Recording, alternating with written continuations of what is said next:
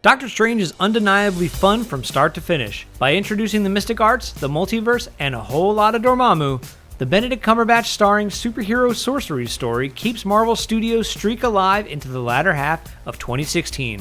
But it's not perfect.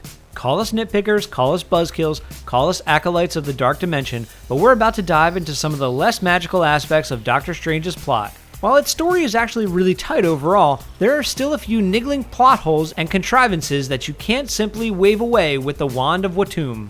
Teach me. No matter how hard you try. Oh, and it should go without saying, but let's say the magic words anyway. Massive spoilers ahead. Insecurity system. The movie begins with Kaecilius, played by Mads Mikkelsen, breaking into the Ancient One's library to steal a couple of pages from one of her very favorite books. These books contain the most advanced knowledge and spells in the Ancient One's possession. They're pretty important. That must be why she keeps them loosely draped in chains that appear to be entirely decorative.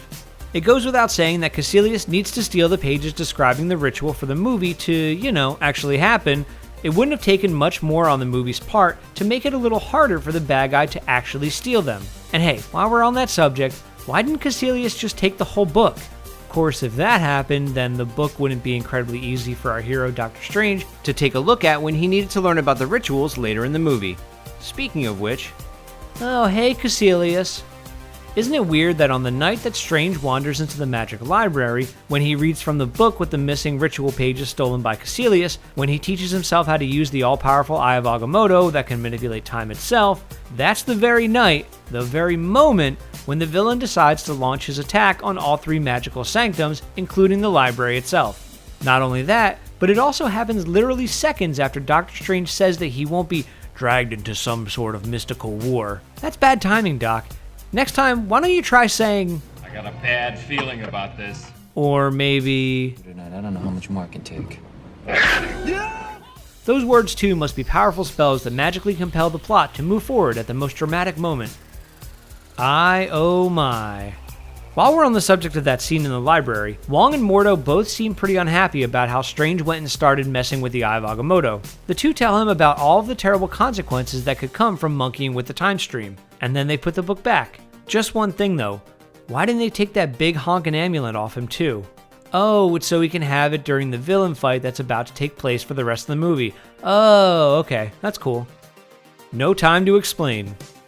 We hear a vague list of consequences that the world might possibly face as a result of Strange's experiments with the eye, like time loops and alternate timelines, or something equally unspecified. And hey, we all saw Back to the Future Part 2. Nobody wants Biff Tannen to take over the world and get down with our moms.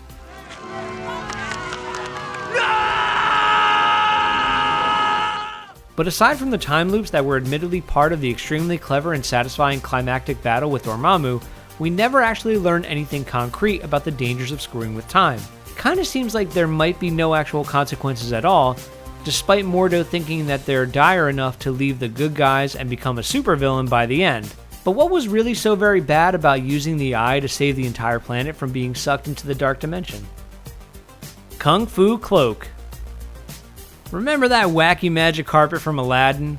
That one that was so expressive and fun despite not having a mouth or eyes or even a face? Well, that carpet's back in cloak form. That's right, the Cloak of Levitation is the magical item that takes a liking to the good doctor and helps him in his battle against Kaecilius and his goons in the New York Sanctum. It's pretty handy, except when it isn't. Like when Doctor Strange gets stabbed in the chest, and literally any other time after its initial introduction, the cloak seems to have a mind of its own and acts as an important ally for Strange on his heroic quest, but only when it's convenient. Otherwise, it's just, a cape.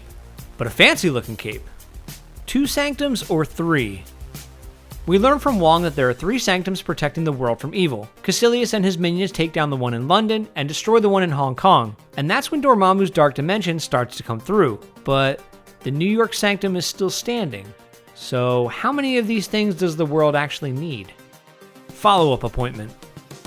Regardless of whatever plot holes or hiccups we think we may have found here, Doctor Strange was hugely fun. When it comes to an amazing introduction to the weird, magical side of the Marvel Cinematic Universe, one thing's for sure, the Doctor is in.